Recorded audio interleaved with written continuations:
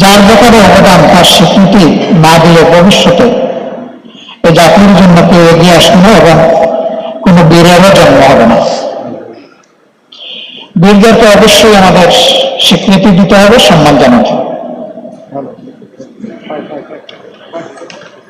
এই স্বাধীনতা যুদ্ধে অংশগ্রহণ যারা করেছিলেন তারা কেউ বাঁচার আশায় লড়াই করেননি, বরঞ্চ তারা জীবন উপহার দিয়ে একটা স্বাধীনতা আনার জন্য লড়েছিলেন। আপনাদের এই তিন গর্বের বাহিনীর বিপুল সংখ্যক সহকর্মী তারা জীবন দিয়ে দুনিয়া থেকে বিদায় নিয়েছেন লড়াইয়ের ময়দানে।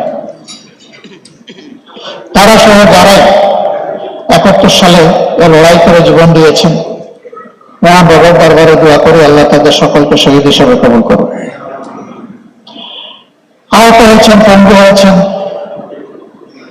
তাদের প্রতি আজীবন জাতি হিসেবে আমরা যেন কৃতজ্ঞতা প্রকাশ করতে পারি, আল্লাহ আমাদেরকে সেই তৌফিক দান করুন এবং আল্লাহ তাআলা তাদেরকেও দুনিয়া আখিরাতে সম্মানিত করুন।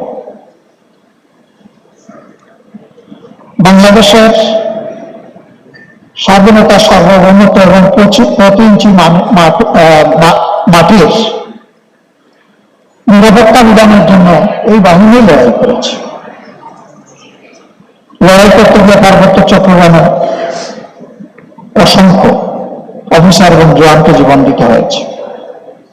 তার হিসাব নিশ্চয়ই সশস্ত্র বাহিনীর কাছে আছে। তারা জীবন দিয়েছেন, কিন্তু 1 ইঞ্চি মাটি কাউকে দেননি। আমরা তাদের প্রতি কৃতজ্ঞ, তাদেরকে সেলিউট জানাই। আমরা দোয়া করে আল্লাহ তাদেরকে শহীদ হিসাবে কবুল করি।